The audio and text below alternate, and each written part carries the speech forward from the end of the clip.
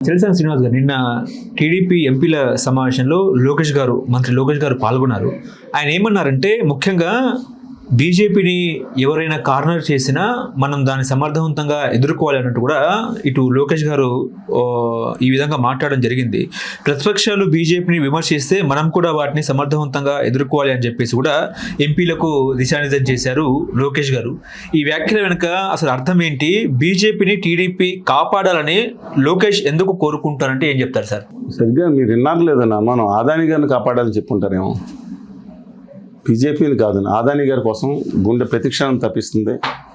గుండె lub dub అని కొట్టుకుందంటే లబ్ ఆదాని అంబానీ అంబానీ అని వాళ్ళ ఆంధ్రప్రదేశ్ ఆదాని ప్రదేశ్గా మారిపోయిందని దుర్మార్గమైన వార్త కూడా వింటా ఉన్నాను.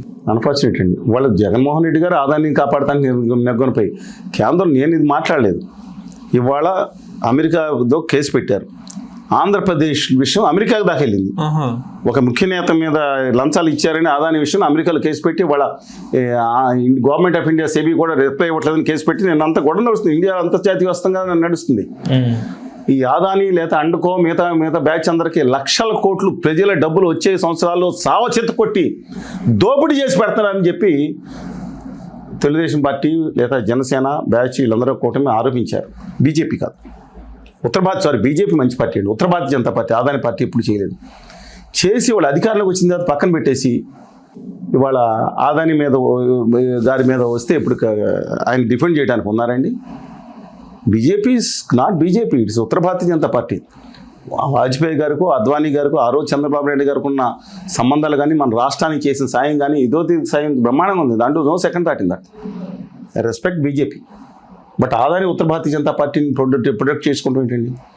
నేను అడుగుతా ఉన్నాను, my humble request to the honourable minister of Andhra Pradesh Lokesh garu, యువనాయకుడు, హేళన చెక్కిన చెప్పినాం మైనస్లను హేళన చెక్కిన తానే చెక్కున్న శిల్పం పప్పుగా ముద్ర వేయబడి ఇవాళ ఒక పవర్ఫుల్ మనిషిగా ఓడిపోయిన దగ్గరే నేను ఎక్కడ నిలబడతాను, అనుకూలమైన పరిస్థితి లేకపోయినా నిలబడి నెగ్గిన వ్యక్తిగా పాజిటివ్ యాంగిల్ ఉంటుంది. కానీ ఇవాళ మీరు చేయాల్సింది బీజేపీని డిఫెండ్ చేయడం కాదు, రాష్ట్ర ప్రజలను డిఫెండ్ చేయండి, యువతరాన్ని డిఫెండ్ చేయండి, ఆంధ్రప్రదేశ్ రావాల్సిన విభజన హామీల హక్కుల మీద ఫైట్ చేయండి.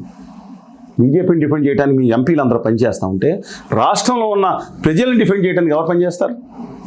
విదేశీ వాళ్ళ కాళ్ళ దగ్గర ముఖ్యం, వీళ్ళ కాళ్ళ దగ్గర ముఖ్యం. ఆదాని గారు పెట్టుకుంటారు, మేము దానికి 25,000 మెగావాట్లు సరిపడే లైన్లు వేసి 25,000 50,000 కోట్లు దృఢమాయిగా ప్రజలు కట్టిన పనులు కట్టిన పనుల నుంచి ఇచ్చేస్తాం. లేదా మార్వాడి గారి ఫ్యాక్టరీ తీసుకొచ్చాం, అక్కడ వాళ్ళకి 70,000 కోట్లు 80,000 కోట్లు ఆఫరిటీస్ టు ఉన్నాం ఇస్తాం. మేము ఆ నిధి ఎక్కడి నుంచి ఇస్తాము? కేంద్రం నుంచి ఇక్కడ రావాల్సిన రాయితీలు మన ఇప్పించడం మానేసి ఆంధ్రప్రదేశ్ ప్రజల పళ్ళు ఓడగొట్టి వసూలు చేసిన పన్నుల్లోంచి వాళ్ళకి రాయితీలు ఇద్దాం.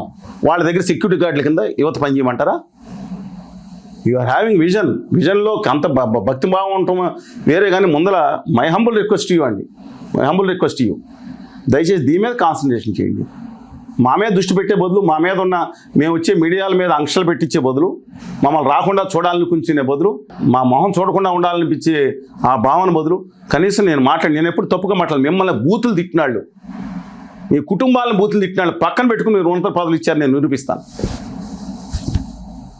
ఏ రోజు ఎవరి మీద అనుచితంగా మాట్లాడలేదు, హుందాగా మాట్లాడాను. మీ నాన్నగారు అరెస్ట్ అయినప్పుడు ధర్నాలో పాల్గొన్నాను, రిపీట్ చేస్తాను, ధర్నాలో పాల్గొన్నాను. తర్వాత వేరే వాళ్ళు ధర్నాలు చేసినప్పుడు వెళ్ళి చేసి వచ్చాను. మీరు ఢిల్లీలో ఉంటే నేను ప్రొఫెసర్ని తీసుకొచ్చి మీ సంఘీభావం అక్టోబర్ 2వ తారీఖున గాంధీ జయంతి రోజున మీ సంఘీభావం ప్రకటించాను. ఆయన అంత పెద్ద మనిషి, దక్షిణాదిన స్టాల్వార్ట్ లీడర్ అని చంద్రబాబు నాయుడు గారు విడుదల కావాలని కోరుకున్నాం. ఆయన మీద వేధింపులు తప్పన్నాం. ఎస్, మిగతా కేసులు పెట్టుకుంటారు, తప్పే ఉంది, డెఫినెట్ ఇష్యూ. కానీ మీరు మాత్రం వాళ్ళ బీజేపీకి ఉత్తర భారతీయ జనతా పార్టీకి ఊడుగం చేసే విధంగా ఉన్నారా లేదా అని నేను ఆరోపణ చేయట్లేదు, మిగతా వాళ్ళు చేసే ఆరోపణలు గమనించుకోండి. రాష్ట్ర హక్కుల కోసం మాట్లాడండి. పెట్టుబడులు వస్తున్నాయంటే దాంట్లో మన యువతను పారిశ్రామికవేత్తగా తయారు చేయండి. ఎస్, ఒకే ఒక పరిశ్రమ గ్రీన్కో విషయంలో ఒక పాజిటివ్ యాంగిల్, డెఫినెట్గా ఐఎమ్ అప్రిషియేటింగ్ యూ. నేను కాదంట్లా, నా తెలుగు బిడ్డలో కొంతమంది ముందుకు వస్తూ ఉన్నారు, whomever it may be. కానీ 99% ఆ గుజరాతీ మార్వాడీల యొక్క కాళ్ళకు మొక్కి వాళ్ళ కోసం మిగతా కార్యక్రమాలు చేసేది కంటే తెలుగు జాతి మీరు విభజన హామీలు సాధించండి, రాయితీ సాధించండి. ఆ గుజరాతీ గద్దలు కొన్ని ఎత్తుకుపోయినాయి. గుజరాత్ గిఫ్ట్ సిటీకి 100% ఎగ్జిబిషన్ అంట. తెలుగు జాతికి రావాల్సిన వాళ్ళు తెలంగాణకు కూడా మోసం జరుగుతుంది, ద్రోహం జరుగుతుంది. మీ పార్టీ తెలంగాణలో కూడా అధ్యక్షుడు ఉన్నాడు. మక్కల నరసింహ గారు అందరూ పనిచేస్తూ ఉన్నారు కదా, అరుణ్ కుమార్ గౌడ్ గారు అందరూ ఉన్నారు కదా, దయచేసి మీరు మాట్లాడండి. రాష్ట్ర హక్కుల కోసం, తెలుగు జాతి ఆత్మగౌరవం కోసం మాట్లాడండి.